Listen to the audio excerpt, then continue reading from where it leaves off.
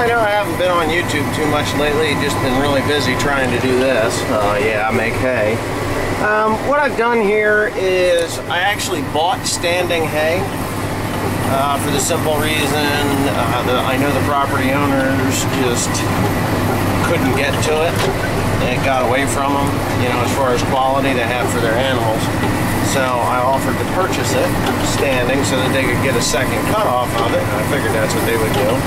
Plus there was a few nasty weeds out here that the mushroom barns don't really mind.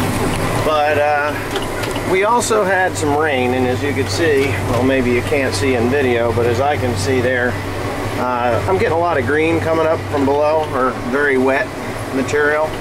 Now, I'm raking it because we got a nice warm sun, and tomorrow it's supposed to be sunny and breezy, so it'll dry right the heck out, and hopefully I hit this field at about 10 o'clock tomorrow morning to start baling.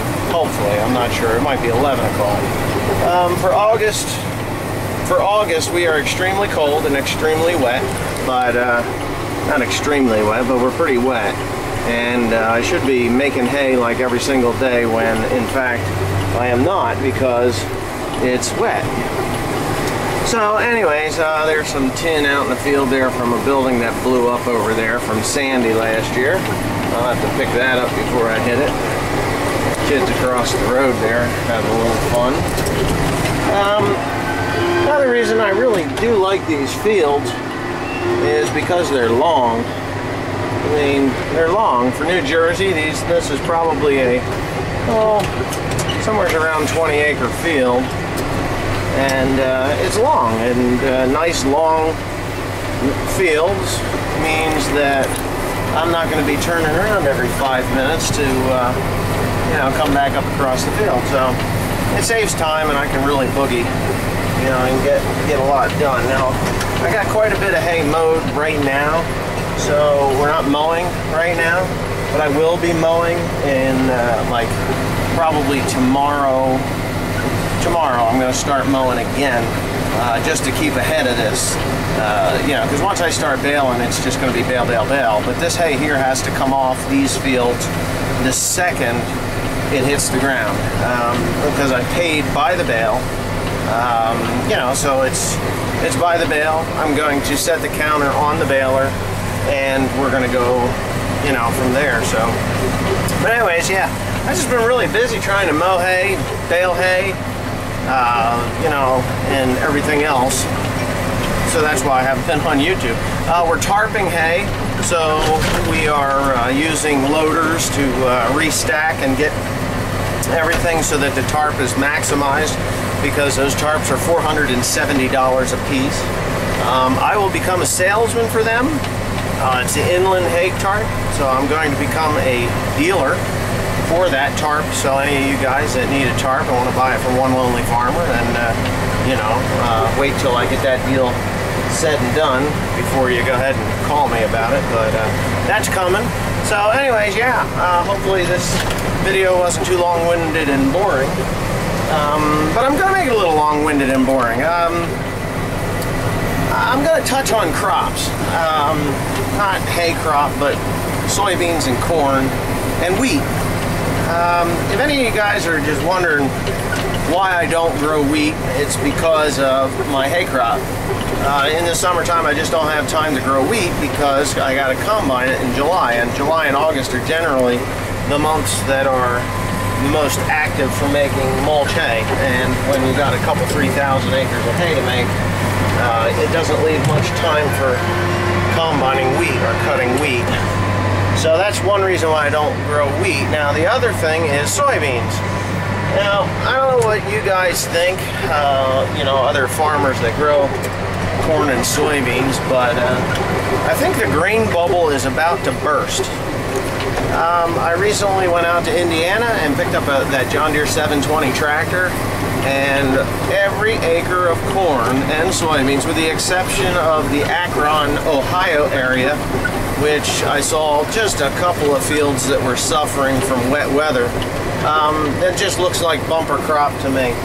Now, I've seen fields that were bushes now in this area, bushes that are now soybean fields and corn fields, and hay that was hay for 10 years is now soybean and corn. And I just think it's the same way all over the country. So if you can contract ahead, maybe that would be the smartest move to do. I personally am just gonna continue with the hay. If the grain bubble bursts, then you know what, I love to grow corn and soybeans, but the deer fight is getting old. I'm getting tired of it. You know, what I'm doing is working, but again, if I'm making $12 a bushel for beans, which I did sell I sold my beans for $11.85 picked up for November. So my beans are sold. $11.85, guys, $11.85 picked up at the farm, October, November. So they're messing with the markets right now. China's coming in and buying, and then you know they'll deplete the market or drop the market. It'll go down complete, you know, the limit, and then the next day it'll go up the limit, then it'll go down the limit. So the only ones who are really making money on grain are the stockbrokers and the commodities brokers. So you know, if you're into that, good. If not, well, okay. But if you're gonna spend a lot of money to grow grain, I got a suggestion, and that is to pay cash.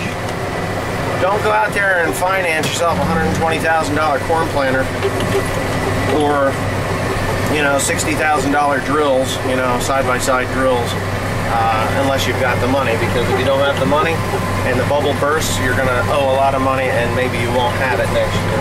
But anyways, that's my thoughts on that. Yeah, sorry for the length of the video, but you know, I got an opinion about everything, I guess, and a lot of times my opinions and my intuitions are right on. You know, I've made money in farming, and I've lost a little bit. You know, I mean, I've lost money. You know, sometimes you make a bad decision, and boom, you've screwed up, and before you know it, you know, your neighbors are laughing at you because you maybe marketed it wrong, or you know, something happened.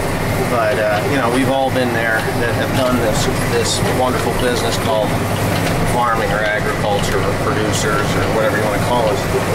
I would much rather be called a producer, I think, at this point in my life, because in this day and age in America, there are so few of us producing anything, whether it be steel, clothing, automobiles, guns, whatever it is. Ammunition sales are up. Gonna need that sooner than later. But yeah, I want to be called a producer, farmer, producer. Farmer, you know, I like the name farmer. I like it on my license plate because that is what I am, but I want to be called a producer because I produce something. I don't produce debt, I produce a product. So anyways, my phones are ringing, and I'll probably never post this, but thanks for watching, guys. Thanks for watching.